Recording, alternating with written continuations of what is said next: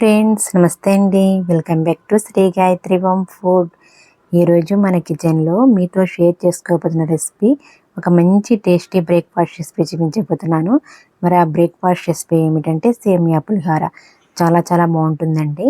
మరి ఇక లేట్ చేయకుండా 10-15 నిమిషాల్లో తయారైపోయేటువంటి ఈ సేమియా పులిహోరని ఎలా తయారు చేయాలో చూద్దాము.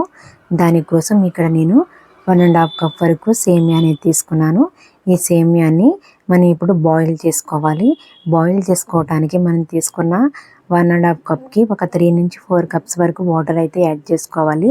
వాటర్ యాడ్ చేసుకున్న తర్వాత ఇందులో రుచికి తగినంత సాల్ట్, అలాగే ఒక టేబుల్ స్పూన్ వరకు ఆయిల్ వేసుకోండి.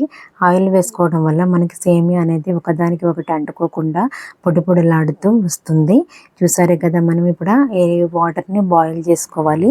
వాటర్ బాయిలింగ్ అవుతున్నప్పుడు మనం ముందుగా పెట్టుకున్నటువంటి ఈ సేమియాని ఈ వాటర్లో వేసేసుకుని ఒక్క 2-3 మినిట్స్ వరకు కుక్ చేసుకోవాలి. మనకి సేమియా అనేది బాగా కుక్ అవ్వకూడదు, కొంచెం 80% వరకు కుక్ అయితే సరిపోతుంది. ఇలా సేమియాని కుక్ చేసుకుని మనం పులిహోర అనేది ప్రిపేర్ చేస్తే 10-15 నిమిషాల్లోనే మనం బ్రేక్ఫాస్ట్ అనేది రెడీ చేసేసుకోవచ్చు. మనకి సేమియా పులిహోర అనేది చాలా చాలా రుచిగా ఉంటుంది. మీరు ఒక్కసారి ఇలా ప్రిపేర్ చేశారంటే మళ్ళీ మళ్ళీ కావాలని ప్రిపేర్ చేసుకుంటారు. మీ ఇంట్లో వాళ్ళందరూ ఈ సేమియా పులిహోరకి ఫిదా అయిపోతారు, అంత బాగుంటుంది. మరి ఇప్పుడు మనకి సేమియా కుక్ అయిపోయింది కదా, దీన్ని ఒక స్ట్రైనర్లో వేసేసుకుని స్ట్రెయిన్ చేసేసుకుని పైనుంచి కొన్ని కూల్ వాటర్ అనేది యాడ్ చేసుకోవాలి. ఇలా యాడ్ చేసుకోవడం వల్ల మనకి పొడి పొడిలాడుతూ పులిహోర అనేది వస్తుంది. ఇప్పుడు దాన్ని పక్క సైడ్కి పెట్టేసుకుని ఇప్పుడు మనం పోపు అనేది వేసుకుందాం. పోపు కోసం బాండీలో ఒక 3-4 టేబుల్ స్పూన్ వరకు ఆయిల్ వేసుకుని ఒక పావు కప్పు వరకు పల్లీలు వేసుకుని పల్లీలని దోరగా ఫ్రై చేసుకోవాలి.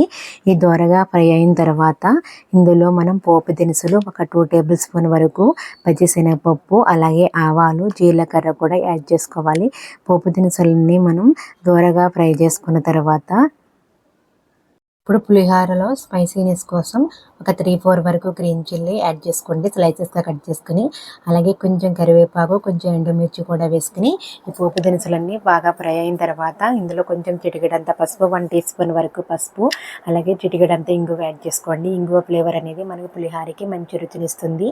మనం ఎప్పుడు రైస్తోనే కాకుండా రొటీన్గా కాకుండా ఇలా వెరైటీగా సేమియాతో పులిహోర అనేది ట్రై చేసి చూడండి. చాలా చాలా ఇష్టపడతారు మీ ఇంట్లో అందరూ.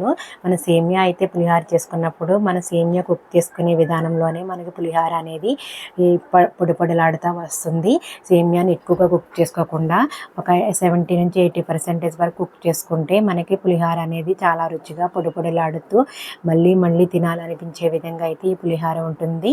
మనం ఈ ఆయిల్లో కొద్దిసేపు ఇలా మిక్స్ చేసుకుని ఇందులో టేస్ట్ చూసుకుని సాల్ట్ అనేది యాడ్ చేసుకోవాలి. ఆల్రెడీ మనం సేమియా కుక్ చేసుకున్నప్పుడు సాల్ట్ యాడ్ చేసుకున్నాం కాబట్టి ఇప్పుడు మనకి ఇక్కడ సేమియా పులిహోర అయితే ఇక్కడ రెడీ అయిపోయింది. ఇప్పుడు స్టవ్ ఆఫ్ చేసి ఇందులో మన పులుపు కోసం లెమన్ జ్యూస్ అయితే యాడ్ చేసుకోవాలి. ఇక్కడ నేను తీసుకున్న ఈ క్వాంటిటీకి ఒక 2 చిన్న నిమ్మకాయల రసం తీసుకుని ఇలా సీడ్స్ లేకుండా ఫిల్టర్ చేసి వేసేసుకున్నాను. మరి ఈ సేమియా పులిహోర రెసిపీ అయితే ఎంతో రుచిగా రెడీ అయిపోయింది. మరి ఈ రెసిపీని మీ ఇంట్లో కూడా మీరు తప్పకుండా ట్రై చేయండి.